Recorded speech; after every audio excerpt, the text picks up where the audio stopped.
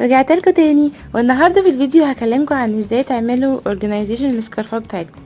طبعا كل بنوته محجبه بيبقى عندها كميات رهيبه من السكارفات، سواء كانت القطن او السكارفات المربعه. فبجد نصيحه لكل بنوته محجبه ان انتي لازم تنظمي السكارفات بتاعتك.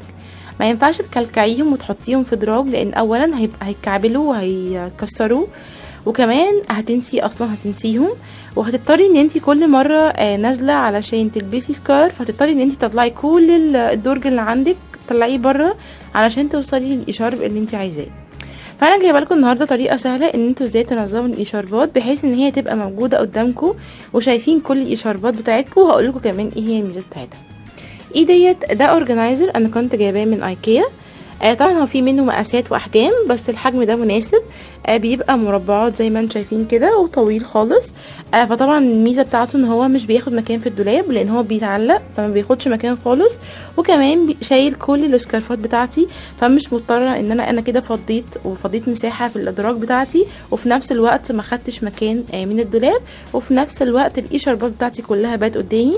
ففي اي وقت الصبح لما اجي انزل علشان ادور على اشارب، هيبقى كل الاشاربات موجوده قدامي، هسحبه على طول وهيبقى بالنسبه لي بمنتهى السهوله. تاني حاجه في الاورجنايزر ان هو بيتني. يعني ايه بيتني؟ يعني هو فلكسبل.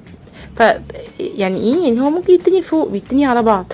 فدي تبقى مهمه جدا، بالذات الناس اللي بتسافر لفترات طويله بره، ان هو بيتطبق ويتحط في الشنطه، ولما تسافري بتطلعيه وبتحطي فيه السكارفات بتاعتك، بحيث برضو في نفس الوقت ما تاخديش مكان في اي مكان عندك، وفي نفس الوقت كل السكارفات تكون قدامك.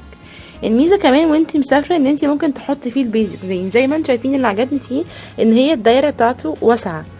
طبعا الاورجنايز هتلاقوه في اماكن كتير، بس هتلاقوا الماتيريال بتاعته مش حلوه، وهتلاقوا كمان الدايره صغيره، فلو حطيتي اي اشارب ممكن يكلكع، او ممكن لو حطيتي بيزك تلاقيه يفتل. فلا، الحلو اللي في الاورجنايزر ده اللي من ايكيا، من الماتيريال بتاعته كانت حلوه قوي، وفي نفس الوقت دايرته عاليه. انت ممكن تحطي كذا اشارب قدامك، او كذا اورجنايزر، او ممكن تستخدمين تحطي فيه اشاربات وتحطي فيه البيزكس بتوعك، فحلو جدا. اوكي. انا عامله ازاي اورجنايزيشن كده؟ انا بطبق دي كلها سكارفات مربعه، بطبقها على 4، يعني بحيث ان هي تبقى بالشكل وبعد كده هقوم مدخلاها في الدايره، يعني بحطها في دايره وبدخلها في الدايره اللي وراها، بحيث ان هي الدايره دي بتبقى ماسكه الاشارب، وفي نفس الوقت بتبقى مبينالي كل الاشاربات كلها قدامي. الحاجه الحلوه كمان ان انت مش هتضطري ان انت تكوي السكارفات بتاعتك. طبعا بجد دي نصيحه مهمه جدا لكل بنوته محجبه. ما ينفعش تنزلي من البيت وهدومك مش مكويه، بالذات الاشارب. طبعا في ناس كتير جدا، بالذات الناس اللي بتحط السكارفات بتاعتها في الادراج، بتكسل ان هي تكوي الاشاربات، فبتلبس الاشارب وهو مكسر وتنزل. على فكره بجد ده بيضيع شياكه اللبس. لو انت لابسه لبس شيك جدا والاشارب بتاعك مش مكوي، بجد يعني دي حاجه مش لطيفه خالص يعني.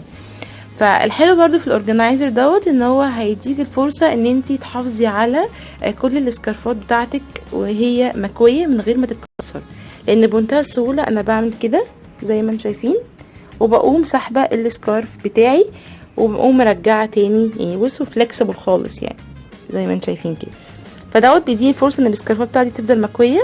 فاول ما اقوم الصبح على طول اسحب اي سكارف مكوي، مش هشيل هم ان انا اكويه، وفي نفس الوقت كل السكارفات موجودة قدامي. اوكي. الحاجة اللي بعد كده، بالنسبة لتنظيم السكارفات، انا جايبة من دي شماعتين.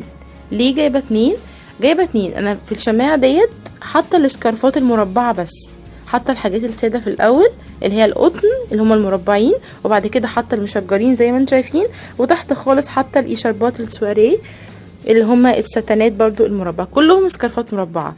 في الاورجنايزر التاني حاطه فيه السكارفات القطن بتاعتي اللي هي بتاعه الخروج اليومي، يعني اللي هي الطويله، برضو حطاها منظماها كلها في رشاقه واحده، يعني بحيث ان انا ما اقعدش اتوه برضو ما بين الاتنين اورجنايزر. تالت فكره انت ممكن تعمليها بالنسبه للاورجنايزر ان زي ما قلت لك قبل كده، انك تحطي فيه البيزكس.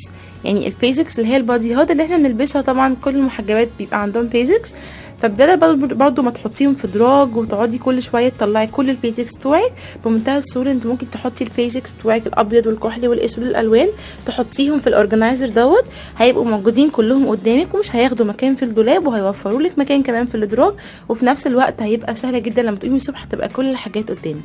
اخر حاجه انا عايزه اقولها لكم على الاورجنايزر دوت، ان انا واخده سكرين شوت من الاشارات اللي عندي، يعني باخد صوره بخليها دايما عندي على الموبايل، بحيث ان انا لما اجي انزل اعمل شوبينج واشتري مثلا يبقى محتاره ان انا اجيب حاجه مثلا عجباني في منها كذا لون، بقوم مطلعه الصوره ديت واعرف الاشارات اللي موجوده عندي ايه، بحيث ان انا ما اضطرش ان انا اجيب سكارف جديد. يعني إن هتوفري عليك ان انت تجيبي سكارف جديد بالايه، هتبقي عارفه الالوان اللي موجوده عندك، وبالتالي وانت بتعملي شوبينج ده هيسهل عليكي كتير. لو انت محتاره في الالوان هتعرفي تطقمي الحاجات اللي انت هتشتريها جديد على السكارفات اللي موجوده عندك، لان طبعا يعني كل واحد بيبقى عنده سكارفات كتير بيبقى ناسيها، وكل ما بينزل يعمل شوبينج او يشتري حاجه جديده بيروح يشتري سكارف، فدي برضو حاجه مش حلوه ان انت هتلاقي مره واحده بقى عندك سكارفات كتير ونسيتي حاجات كتير وبقى ما عندكيش مكان لاي سكارف.